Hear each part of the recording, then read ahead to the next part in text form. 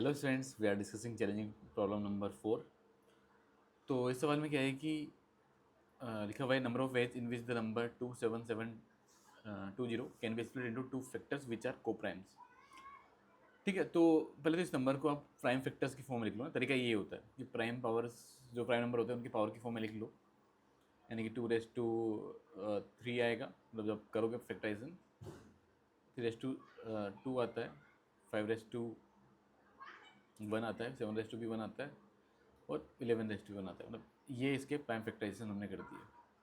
अब आप देखोगे कि 2 रेस टू 3 में हमारे पास चॉइसेस क्या क्या हैं। मतलब 2 रेस टू 0 हो सकता है ना। मतलब इसको दो नंबर में आप दो फैक्टर में तोड़ोगे तो, है ना। अच्छा, पहले जस्ट इसको दो फैक्टर में तोड़ रहे हैं, प्राइम की ध्यान नहीं रख रहे हैं कि सिर्फ ऐसा बोला होता कि स्प्लिट इंटू टू फैक्टर्स, को प्राइम की बात नहीं करता हो। तो हम क्या करते कि भाई इसको ऐसे तरह से हमारे पास चॉइसेस क्या क्या हो जाती कि दो फैक्टर में तोड़ रहे हैं। जैसे किसी एक फैक्टर को आपने 2 रेस टू 0 दिया तो दूसरे वाले फैक्टर को 2 रेस टू 3 दोगे।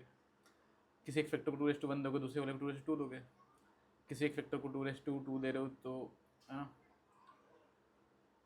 ठीक है, अच्छा बाकी तो फिर 2 रेस टू 1 आ ही जाएगा। ठीक है, मतलब ये चॉइसेस हैं। तो हमारे पास मतलब कुल मिला करके 4 चॉइसेस हैं। ठीक है ना, टू टू को अलग अलग करने की, मतलब एक तरीका, एक फॉर्मूला बन जाता है वो, है ना। अब वो कैसे बनता है वो आपको पता होगा कि p+1 यहाँ पर मतलब 4, पी का मतलब क्या है, 2 की पावर p अगर होगा तो उसको 4 इंटू 3 का पावर 2 है तो उसमें +1 कर दो, यानी कि 3। फिर 5 का पावर 1 है, उसका उसमें +1 किया इंटू 2।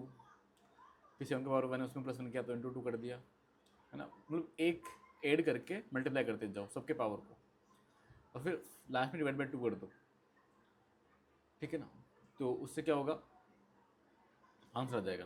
कि इतनी तरीके से हम इसको कर सकते हैं। अब ये तो तरीके कब आए, जब जब स्प्लिट कर सकते हैं हम किसी भी फैक्टर्स में, मतलब प्राइम की ध्यान नहीं रख रहे हैं। दो फैक्टर्स प्राइम में उनका कुछ कॉमन डिवाइजर हो भी सकता है, नहीं भी हो सकता। बट यहाँ पे बोल रहे कि प्राइम में स्प्लिट करना ही नहीं, कॉमन डिवाइजर नहीं चाहिए, है ना। तो कॉमन डिवाइजर करना ही चाहिए, तो फिर तरीका क्या होता है कि भाई आपके पास जो 2 रेस टू 3 है, तो दो फैक्टर मान लो ए और बी में अगर आप तोड़ रहे हो तो फिर वहाँ पे कॉमन चीज़ें मत दो। मतलब कि 2 कॉमन मत दो किसी को, नहीं तो फिर कॉमन डिवाइजर आ जाएगा। नंबर को प्राइम बनाना बनाना हमको, क्योंकि अगर एक को 2 रेस टू 0 दे रहे हो तो एक को 2 रेस टू 3 दो, है ना। ऐसे भी 5, ऐसे 3 के लिए भी, 5 के लिए भी, 7 के लिए भी, 11 के लिए भी, है ना। तो यानी कि 2 को अब यहाँ पे डिस्ट्रीब्यूशन करने के तरीके क्या हो जाएगा, दो ही तरीके हो जाएंगे, है ना। समझ रहे हो ना कि या तो एक को 2 रेस टू 0 दिया जाए तो दूसरे को 2 रेस टू 3 दिया जाए, या एक को 2 रेस टू 3 दिया जाए तो दूसरे को 2 रेस टू 0 दिया जाए। बाकी नंबर भी देने हैं उनको, बट ठीक है, तो दो तरीके से हम 2 को डिस्ट्रीब्यूट कर सकते हैं।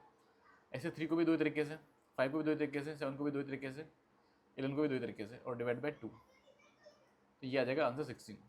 तो ये जब उनको प्राइम फैक्टर्स में स्प्लिट करना होता है, दो प्राइम फैक्टर में स्प्लिट करना होता है, तो इतने तरीके आएंगे, 16 तरीके आ जाएंगे। तो आंसर हो जाएगा बी, है ना। अब जिन बच्चों को समझ में आ गया, जिन्होंने टॉपिक पढ़ा होगा तो ऑब्वियसली उन्होंने सवाल सॉल्व भी कर दिया होगा, समझ में भी आ गया होगा। जिन्होंने टॉपिक नहीं पढ़ा होगा तो पीएनसी का टॉपिक के तो थोड़ा वो पढ़ना पड़ेगा भाई, ना। तब जा करके समझ में आएगा, डायरेक्टली सवाल डायरेक्टली समझ में नहीं आ सकता है। ठीक है ना। ओके, तो आई होप कि अगर आपने पढ़ा है तो समझ में आ ही गया होगा। तो यही था अप्रोच इसमें। काफ़ी स्टूडेंट ने सोल्व भी किया, ये केशव ने सोल्व किया, अनिरुद्ध चौहान ने सोल्व किया, और भी स्टूडेंट है उन्होंने सोल्व किया।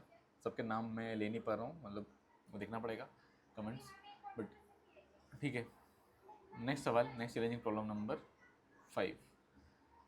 तो ये आप ट्राई कीजिए, इसका जो भी आंसर आ रहा है वो कमेंट जरूर करना है। फिर मिलते हैं हम नेक्स्ट लेक्चर में। अभी के लिए इतना बहुत है।